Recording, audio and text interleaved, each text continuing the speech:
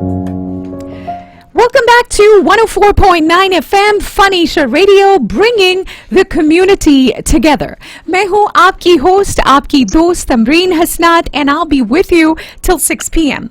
Ladies and gentlemen, it gives us great pleasure to bring you this very special segment in which we have two special guests with us, and we have our in-house guests.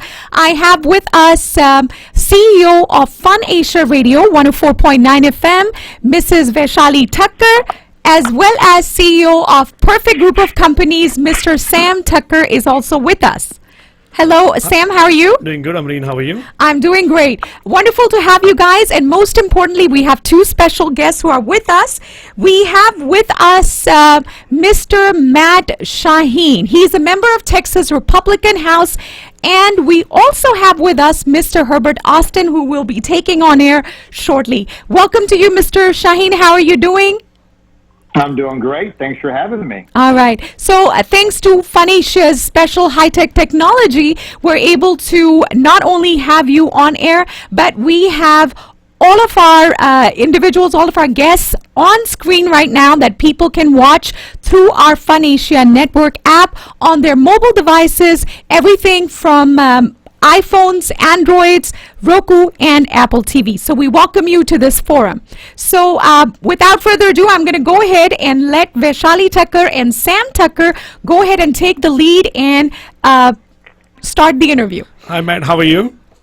I'm doing great. Thanks for having me on. Hey, we are very excited to have you on our platform and be able to share this exciting segment with our listeners and viewers today. Yeah, it's good to be on with you, and exciting times in Texas and throughout the nation for sure. Absolutely agree. So first and foremost, I would like to welcome Mr. Shaheen.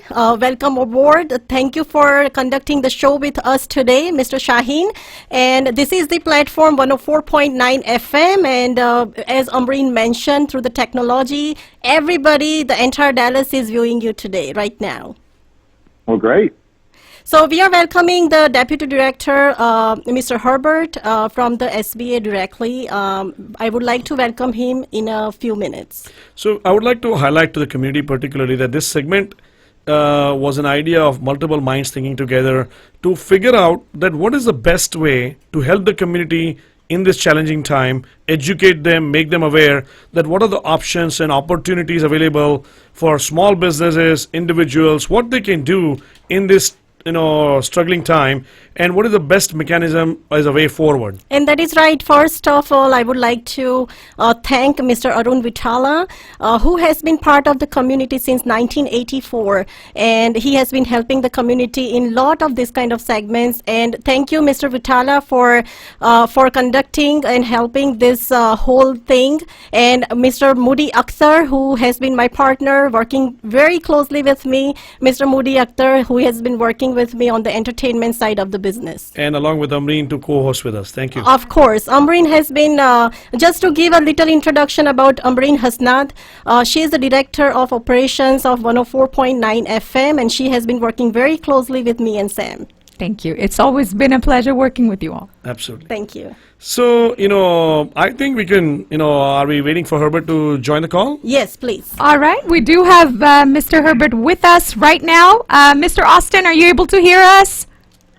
Yes, I hope you can hear me clear enough. I can. And before we take him on air and welcome him, I just want to mention that Mr. Herbert Austin is the District Director for the U.S. Small Business Administration, SBA, for the DFW office, which covers 72 counties of North, Central, and East Texas. As a director, Mr. Austin is responsible for the management and delivery of SBA programs and services, which includes overseeing SBA resources, small business development centers, and SCORES chapters. So I would like to welcome Mr. Herbert. Thank you so much, Mr. Herbert, for coming on our show. And Mr. Herbert, I would like to first congratulate your team and how hard your team has been working tirelessly I've heard that the hardest team today who has worked is the frontline people, which includes the doctors and nurses and everybody who has been trying to put our nation back together. But SBA is playing a critical role in this implementation of variety of these programs. And again, we would like to thank on behalf of the entire community for doing such a wonderful job and to help us keep the businesses floating. Yes, and it is a big help for the small businesses. So the stimulus packages are helping so much to just further go on. Thank you so much for the recognition. I will share that with the rest of staff. They are working very hard, almost 11 hours a day, and including weekends, to make sure that we serve the taxpayers of the United States. Yeah. Absolutely. So, today's program, I think, was put together to answer, as I said again, a lot of challenging questions people have. And I would like to thank Vaishali Thakkar, who is the CEO of PerfectTax and Perfect Capital, and also Funasia, that they've done a wonderful job helping more than 300 businesses work with SBA and different programs to achieve a lot of this and help them with the documentation, help them with guidance, counseling, to how to maximize and make sure that they are able to get all the advantage allowed by President and Congress by CARES Act, and they had been able to take advantage of those things. So again, thank you, Vaishali, for helping the community again and making sure that the businesses stay on. Thank you, Sam, but I would give the credit to my entire PerfectTax team, because they have been working tirelessly and they have done such a great job working directly with the SBA banks. Thank you. So let's get started. Vaishali, why don't we ask, what we are here for today, the interesting questions, that way community could be educated and community could understand, what they can do in this challenging time as a small business, how they can do. We have a two fantastic team which can give us a perspective, two people from the, House Republicans, and at the same time from the SBA side, that what we can do to survive in this process and in this economy. Yes. So I have first question for Mr. Herbert. We have applied for a lot of PPP loans for the small businesses. We have read about the EIDL loans as well, but I read about it that the EIDL loans are mainly for the agricultural. So what is the chance to see the government adding PPP and EIDL money for the other type of small businesses? So thank you so much for the question. It's in terms of the PPP first. Of course, as you may know, we were given $310 billion. The first time we had $350 billion. All of it was exhausted, and we had made over 1.66 million loans to small businesses. Then there was a lapse in appropriation, if you recall, and we were given $310 billion the second time around. And sadly, I will tell you that the money is not moving as fast as the first time around. So we had exhausted $350 billion within 13 days. Now we just about 19 days in the second round, and we still have $120 billion to lend. But the beautiful thing is we made more loans than the first time around. In terms of the EIDL, we also had a lapse in appropriation. So when they reopened it, we received $70 billion to support the program. But we also recognize that we had over 5.5 million applications in the queue, in the process, that we didn't anticipate. So there wasn't enough money to reopen the portal for every other business. So it was open only for businesses that were ineligible before. Okay. That's for the agricultural business. Okay. So only they can apply. Okay. Good to know. Well, good to know that. This second question is from me to Herbert as well. That recently you might have also heard, and Treasury, and it was part of the original CARES Act, that there was $600 billion for the mid-sized companies, and they had coined a program called Main Street Lending Program, and they're rolling out to mid-sized companies. Initial plan was to loan size to be minimum $1 million or higher, but I think final numbers I've seen, they are now at $500,000 or more. Can you highlight a little bit more about Main Street Lending Program if you have any information about that? And is SBA also going to play some role there? No, because we're not going to play any role in it, so we have very little bit of, I will not say interest, we do have interest, but we don't have any information that we've been paying attention to, other than what you've just said, $600 billion in relief loans to mid-sized businesses, and we're talking about businesses that have like 15,000 employees or less. So, of course, we only deal with the 500 and less employees. Yes. And they're talking about companies with revenues of $5 billion. So it's just another league that we don't play in. So we have the information, but we will not be processing these loans. Okay. Okay. All right. So what I've heard actually, a little bit, you're absolutely right that it is a $600 billion program. And I read a little bit, I've talked to a few banking partners as well. And what I've heard is that they might be implementing this through the traditional banking route. And they are going to fund as little as $500,000 now, all the way to, $25 million or even larger loans. And I think, there is no forgiveness in this program, but I think that's a great program even for small businesses who might not either have access to PPP or EIDL. At this time, if you are a business and you have a business income exceeding maybe 125K, I think that's a great potential. Vaishali's team, Perfect Capital, is always trying to work and help small businesses. So you can always reach out to them and, discuss with them. Yes, certainly. So my third question is for Matt, Mr. Matt Shaheen. The current situation which we see right now, I think things are moving as per the plan. But what is the state response looking into this COVID-19? Yeah, it's been pretty significant. It's been something we've been monitoring since almost the beginning of the year, when at the federal level there was restrictions to travel from some of the countries that we noticed where the virus was coming from, like China and some other hotspots, restrictions from Europe and so forth. So the state already has what's called the Department of Emergency Management already in place to handle catastrophic events in the state of Texas, like hurricanes, tornadoes. So although this is an unprecedented challenge, they went into action quite rapidly. And so you have both state level resources as well as down to the county and city levels responding to the virus. So there's a couple things that we're doing to fight the virus, keep people safe. Of course, we've rolled out testing throughout the state of Texas. We've probably done about 500,000 tests. We're doing about close to 25,000 tests per day. And one of the very first sites were here in North Texas, including Collin County. And I think now just in Collin County alone, there's over 20. There's many in Dallas and that type of stuff. So we've been tackling these with both the National Guard and medical resources to control the growth of the virus. That's great. That's really nice.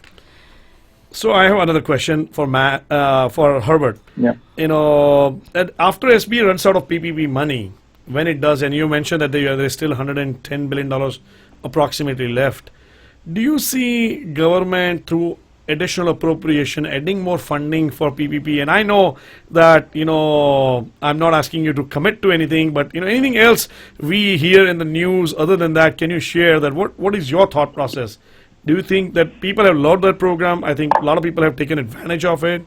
So do you see additional money being appropriated to this PPP program? Well, as you know, as of today, we've done over 4.1 million loans to small businesses. And we have 30 million small businesses in the U.S. And it's surprising to me that we still have that amount of money left, that it hasn't been moving at all. I mean, the number that I've just cited, 120 billion, we have that same amount since Monday. So the money is not moving. I don't know whether we have accomplished all the requirements of the market that nobody else needs to apply, or something must have happened that people stopped applying for loans. And so I don't see a need as of now, I don't see a need to have money included in any other stimulus package to cover a program where we have so much money that we cannot move forward with. So our concentration right now is to do all the outreach possible to the trade association, chambers of commerce, organization, so we may encourage their membership to apply. So one of the things I can tell you that Mr. Herbert, since you're here, I think this is the great way to educate the community. If people have not applied, they can get our help through PerfectTax, and we can give them knowledge. We can advise them that how exactly they can apply for the PPP loan and how they can utilize this great response from the state side, from the government side, and still be able to continue their businesses. So I think this education session is going to help the community. Good. I hope so. I hope we can move the money. It's right. just not moving fast enough. So that's a good news. Money is available, guys. If you've not applied, take advantage of it. We get to hear directly. And I know the biggest challenge people have been having is that their existing banks have stopped taking the loans, so they don't know where to apply. So my strong recommendation I've told people is that, as Vaishali mentioned, talk to their team. They can guide you where to apply, how to apply. If you're not taken advantage of that, they'll guide you and make sure that your business is able to sustain through this tough time. Yes. All right, those of you just tuning in, you are listening to 104.9 FM, Fun Asia Radio, bringing the community together. I'm your host, Ambreen Hasnat, and today we have with us CEO of Fun Asia Radio, Mrs. Vaishali Thakkar, and CEO of Perfect Group of Companies, Mr. Sam Thakkar. We're also honored to have with us Mr. Matt Shaheen, the member of Texas Republican House, and Mr. Herbert Austin, the Deputy Director of SBA. And today we're talking about SBA approving loans. So I hope you're able to hear us on our frequency 104.9 FM, and you can actually watch all of us, including Mr. Matt Shaheen and Mr. Herbert, if you log on to our website, funasia.net, or download our app, Funasia Network, on your mobile device or on your Roku or Apple TV. Sure. Continue. So my next question is for Mr. Herbert. So Mr. Herbert, we know that the PPP loan people can use towards their payroll program and towards the rent and utilities, and they have already defined that how much percentage you can use. But my question to you is, what about the forgiveness, loan forgiveness? How exactly it would work? Well, as you know, once one applies, 75%. Well, the loan amount must represent at a minimum 75% has to be for payroll purposes. Yes. Yeah. So therefore, that amount, regardless of what it is, as long as it's more than 75%, it will be forgiven. Okay. In many instances, we've seen application where closer to 94, 95% is for payroll purposes. Therefore, the forgiveness piece will be greater in terms of percentage. Yeah. Okay, great. Well, that was a great answer. Thank you, Matt. Thank you, Herbert. Matt, I have a question for you.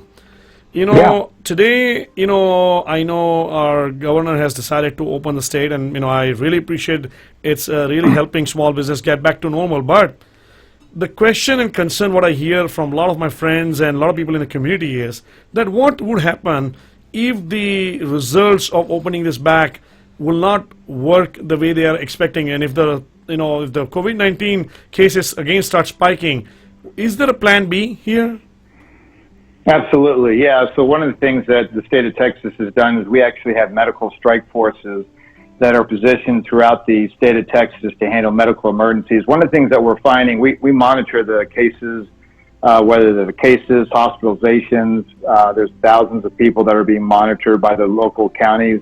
And so we're monitoring the growth of the virus and those types of things. We actually have medical strike throughout the state that we can deploy. What we're seeing, quite frankly, is the areas that are getting penetrated the most with the virus are nursing homes, meatpacking facilities, and our prisons. And so we're paying particular attention to those areas to ensure that the virus doesn't get out of control. What we've done is we made sure, a lot of people talking about flattening the curve, and we've done that really well in the state of Texas. And the reason why that was such a focus is so our healthcare facilities don't get overrun. So if there is some kind of spike, we're prepared. But I will tell you that Texas ranks very much on the bottom as far as the number of cases per population, number of hospitalizations per population. We actually lead the nation in recovery. So right now, Texas is doing really well, but we have to remain diligent. I agree. Thanks for that information. Thank you. So my next question is for You bet. Mr. Herbert. Mr. Herbert, what do you think? What is the success ratio as far as we consider the PPP loan? What do you say that the SBA loan program, how successful it is right now? Well, from my perspective, the program has been very, very successful. I mean, as of date, we've done over 4.1 million loans for a value of $535 billion, creating hundreds of thousands of jobs, actually millions, I should say, of jobs. So the program has been very, very good. And what we're seeing the second time around is that we're seeing a lot of smaller loans, because a lot of the banks, as you may have heard, over 5,500 lending institutions are making these loans, including credit union, including CDFIs that didn't participate in the first time around. Mm-hmm. So our average loan size the first time around has been $75,000. 74% of all the loans are $50,000 or less. And this is exactly what we like to see, smaller size loan, not so much the $10 million that we have witnessed from the first time around.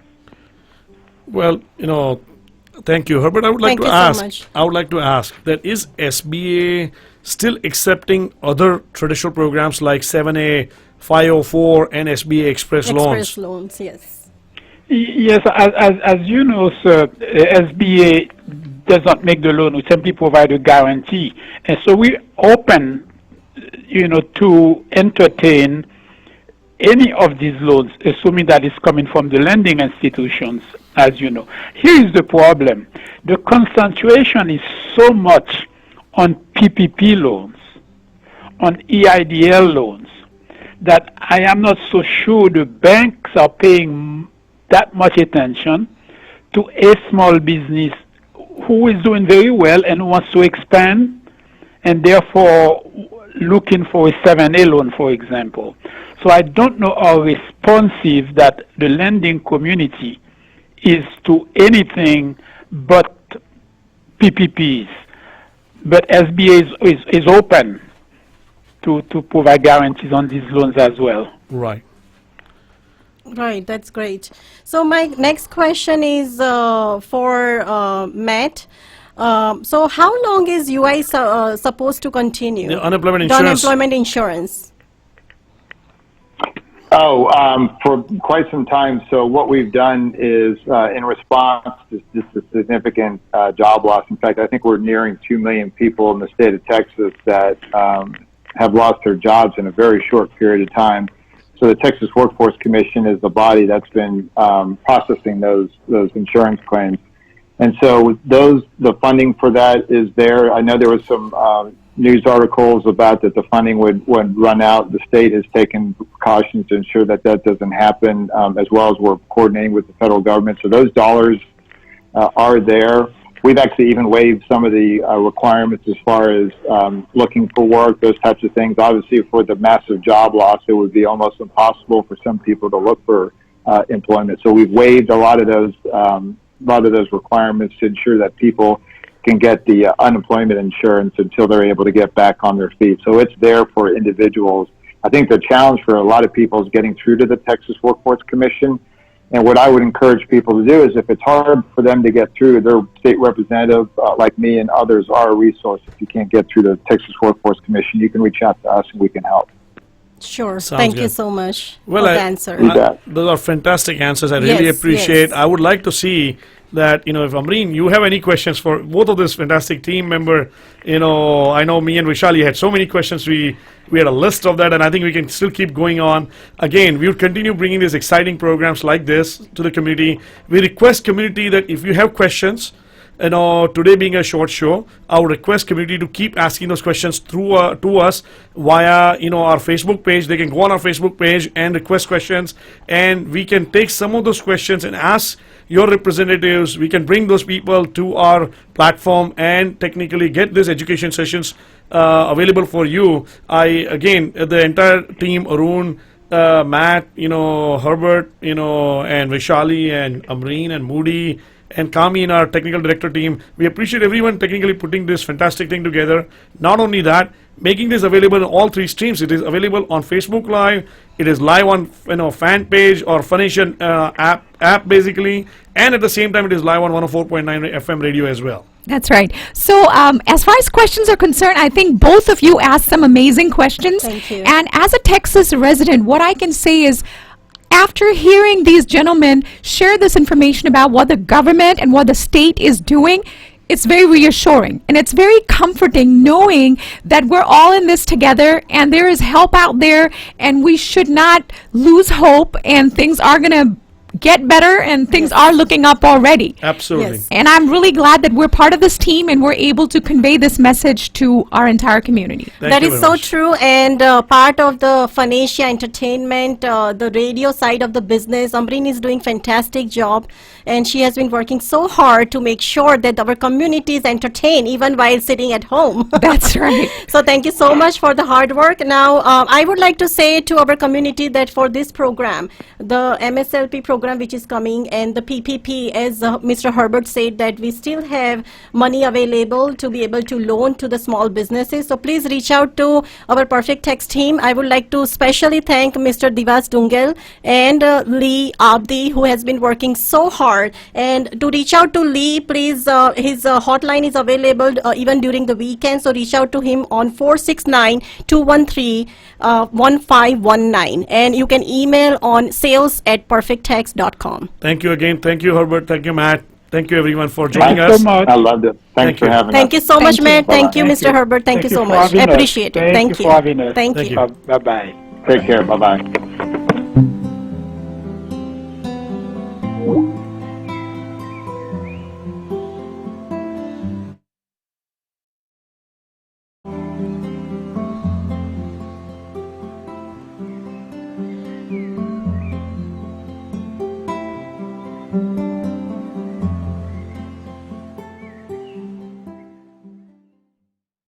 Bollywood Audio Visual FM Station.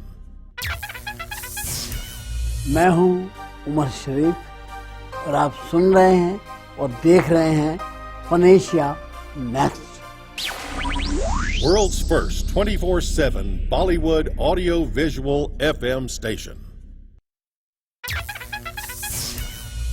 Hi, I'm Abhishek Bachchan and you're listening to Funasia Radio. Thank you all the listeners for always being there watching our films. Thank you Funasia Radio for spreading the word. World's first 24/7 Bollywood Audio Visual FM Station. Howdy, I'm Pooja Batra and